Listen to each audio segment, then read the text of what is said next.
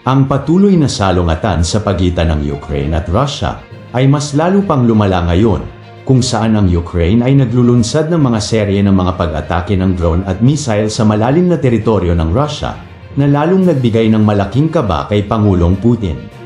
Patuloy na pinupuntirya ng Ukraine ang mga pasilidad at infrastruktura ng militar sa Russia, gamit ang mga advanced na teknolohiya ng drone at missile.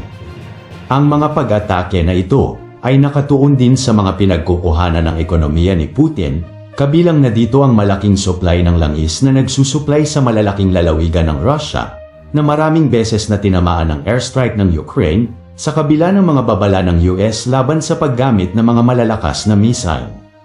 Ang mga airstrike na ito ay nagresulta sa malaking pinsala sa mga refinery at iba pang infrastruktura sa loob ng Russia, na nagpapahiwatig ang Ukraine ng matinding galit sa Pangulo ng mga Ruso.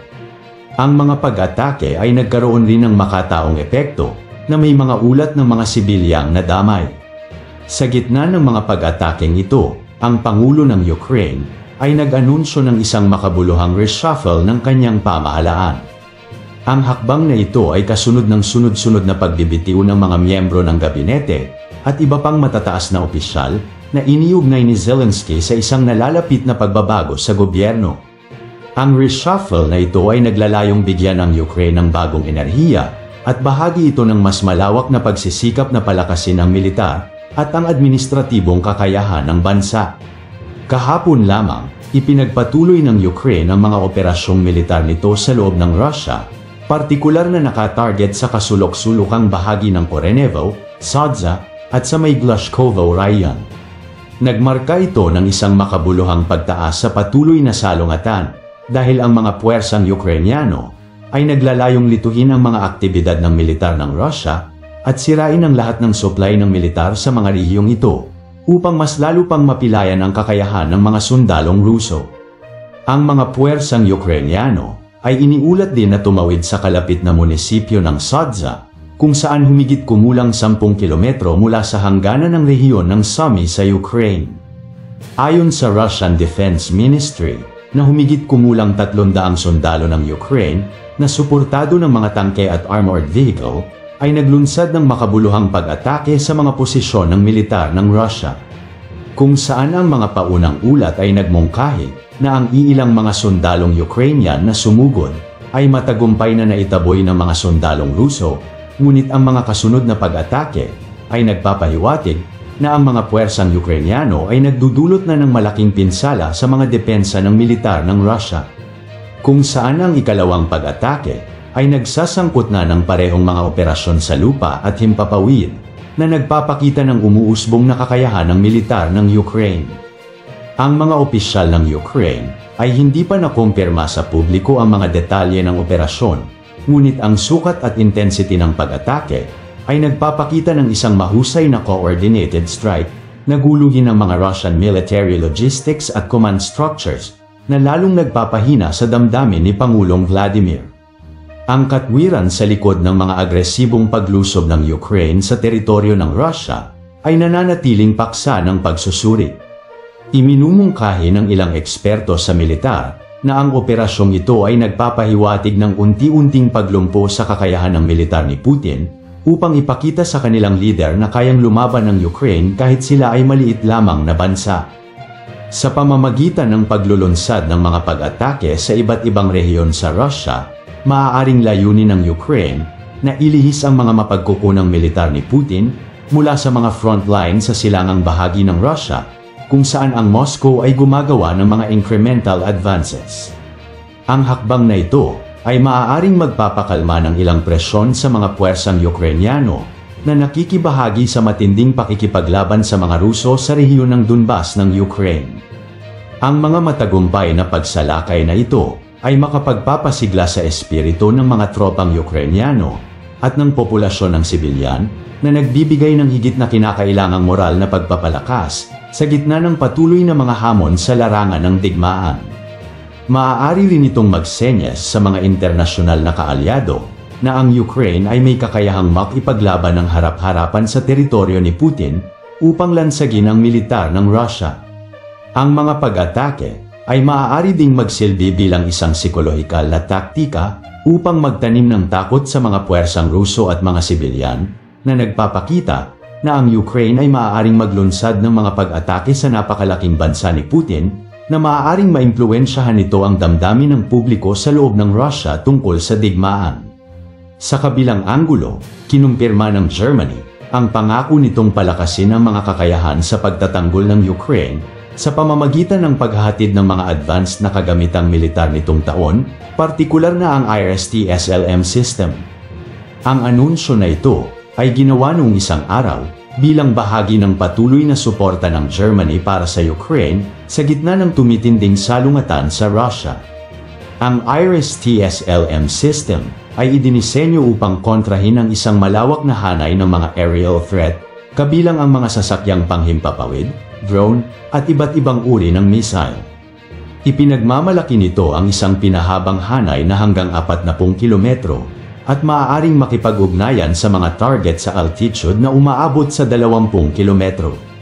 Ang mga advanced na feature ng system, gaya ng sopistikadong infrared, ay nagbibigay daan dito na gumana ng epektibo kahit na sa mga mapanghamong mga kondisyon na pinapalaki ang pinsala sa kalaban at nagbibigay ng kritikal na kondisyon para sa mga na-target na infrastruktura. Ang desisyon ng Germany na ibigay ang mga missile system na ito sa Ukraine ay binibigyang diin ang umuusbong na papel nito sa labanan. Ang Germany ay naging pangalawang pinakamalaking donor ng militar sa Ukraine pagkatapos ng Estados Unidos na nagbibigay ng magkakaibang hanay ng suportang militar, kabilang ang artillery, armored vehicle, at air defense system upang makatulong pa sa kinakaharap na digmaan ng Ukraine. Ang paghahatid ng mga sistema ng IRST-SLM ay partikular na makabuluhan dahil sa kamakailang pagtindi ng mga aerial assault ng Russia sa mga lungsod at infrastruktura ng Ukraine. Sa paglulunsad ng Russia sa pinakamalaking pag-atake sa himpapawid sa Ukraine noong huling bahagi ng Agosto, ang pangangailangan para sa mga advanced na kakayahan sa pagtatanggol ng Ukraine ay naging apurahan. Pero bakit nga ba hindi kayang talunin ni Putin ang bansang Ukraine na kahit napakaliit lamang nito kumpara sa Russia? Ang kawalan ng kakayahan ng Russia na talunin ang Ukraine sa kabila ng mas malaking sukat nito at mga mapagkukunang militar ay maaaring may ugnay sa ilang pangunahing mga kadahilanan. Una na dito, ang Ukraine ay nagpakita ng kahangahangang katatagan at estratehikong katalinuhan sa pagtatanggol nito, kung saan ang militar ng Ukraine ay epektibong gumamit ng mga taktika tulad ng elastic defense in depth, na nagpapahintulot sa kanila na iunat ang mga linya ng supply ng Russia at mag-counterattack kapag ang mga puwersa ng Russia ay labis na pinahaba.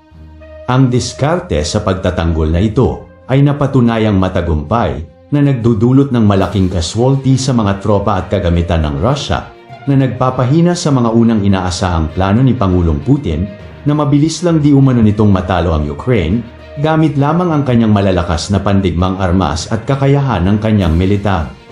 Pangalawa, kaya hindi basta-basta natatalo ang Ukraine dahil ang mga bansa sa kanluran ay nagbibigay ng malalaking suportang militar at pang-ekonomiya sa Ukraine na kung saan nagpapalakas sa mga kakayahan nito sa pagtatanggol. Kasama sa mga suportang ito ang mga advanced na armas at tulong pinansyal na nagbibigay daan sa Ukraine na mapanatili ang mga pagsisikap nitong militar laban sa isang mas malaking kalaban. Ang pangako mula sa kanluran ay mahalaga dahil tinutulungan nito ang Ukraine na mapanatili ang paglaban nito at labanan ng mga pagsulong ng Russia kahit na ang ilang tulong ay maaaring humina dahil sa mga pagbabago sa politika sa US at sa Europa. Pangatlo, sa kabila ng pagkakaroon ng mas malaking populasyon ng Russia at mga mapagkukunan ng militar, ang militar ng Russia ay nahaharap din sa malalaking hamon. Ang mga ulat ay nagpapahiwatig na ang Russia ay dumanas ng mabibigat na casualty kung saan noong ika-26 month pa lang ng digmaan sa pagitan ng Russia at Ukraine ay nagkaroon na ito ng mga pagtatansya nang humigit kumulang 469,840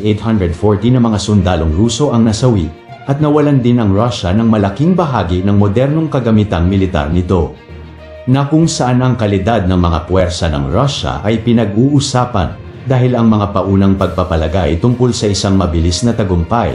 ay hindi naganap na humahantong sa isang matagal na labanan na naglantad ng mga kahinaan sa pagpaplano at pagpapatupad ng militar ni Putin na talunin ang Ukraine. Ang geopolitical landscape na ito ay nagbago ng malaki mula noong magsimula ang salungatan. Ang pagkakahanay ng Ukraine sa kanlurang Europa at ang mga adhikain para sa pagiging kasapi ng European Union ay nagpalakas sa kanyang determinasyon at internasyonal na suporta. Sa kabaligtaran, ang mga aksyon ng Russia ay humantong sa pagtaas ng paghihiwalay at mga parusa na humadlang sa katatagan ng ekonomiya at ang unti-unting paghina ng militar. Ang pangmatagalang implikasyon ng paghihiwalay na ito sa dating mga kaalyado ng Russia sa kanluran ay maaaring lalong magpagulo sa kakayahan ni Putin na mapanatili ang mga pagsisikap nitong militar sa Ukraine. Ang salungatan ay umunlad sa isang digmaan ng atresyon, kung saan ang kakayahang magtiis at mapanatili ang mga operasyong militar ay nagiging mahalaga para sa Ukraine. Habang ang Russia ay may mga bentahe sa lakas ng tao at dami ng kagamitan, subalit ang epektibong paggamit ng Ukraine ng suportang militar galing sa kanluran at ang mga estratehikong kakayahan sa pagtatanggol nito ay nagpapantay sa Ukraine sa larangan ng paglalaro sa digmaan. Ang matagal na katangian ng salungatan ay nangangahulugan na ang magkabilang panig ay dapat na maging maingat na pamahalaan ang mga mapagkukunan ng militar at ang kakayahan ng Ukraine na maglunsad ng mga pag-atake sa malaking bahagi ng teritoryo ni Putin ay maaaring sa huli ay magbigay ng malaking kahihiyan kay Pangulong Vladimir kapag natalo ng Ukraine ang mga sundalong Ruso. Bilang conclusion, ang pinakahuling pag-atake ng Ukraine na nag-target sa militar at infrastruktura ng Russia ay sumasalamin sa patuloy na paglala ng salungatan sa magkabilang panig na nakikibahagi sa isang serye ng mga operasyong militar. Ang makataong epekto at mga internasyonal na reaksyon ay patuloy na humuhubog sa dinamika ng digmaan. Habang nagpapatuloy ang Ukraine sa diskarteng militar nito at pagbabago ng gobyerno, mahigpit na binabantayan ng mundo ang anumang mga pag-unlad na posibleng maglipat ng balanse ng kapangyarihan sa matagal na labanang ito. Ang kombinasyon ng Ukraine sa mga estratehikong taktika ng militar, matatag na suporta sa kanluran, at ang mga hamon na kinakaharap ng militar ng Russia ay nakakatulong sa Ukraine upang hindi makamit ang malaking tagumpay na inaasam-asam ni Putin. Ang desisyon naman ng Germany na mag-supply ng IRIS-T-SLM system sa Ukraine ay kumakatawan sa isang makabuluhang hakbang sa pagpapahusay ng mga kakayahan ng militar ng Ukraine sa gitna ng patuloy na pakikipaglaban sa Russia. Habang patuloy na umuunlad ang salungatan, ang suporta ng internasyonal na komunidad, partikular na mula sa Germany, ay gaganap ng mahalagang papel sa paghubog ng dinamika ng digmaan at pagtiyak sa kakayahan ng Ukraine na ipagtanggol ang soberanya nito ng epektibo. Ang pangakong ihatid ang mga advanced na sistemang ito ng maaga ay nagha-highlight sa estratehikong pagbabago at determinasyon ng Germany na manindigan sa Ukraine sa kritikal na panahong ito. Hanggang dito na lamang po. Maraming salamat po sa inyong lahat at mabuhay po kayo.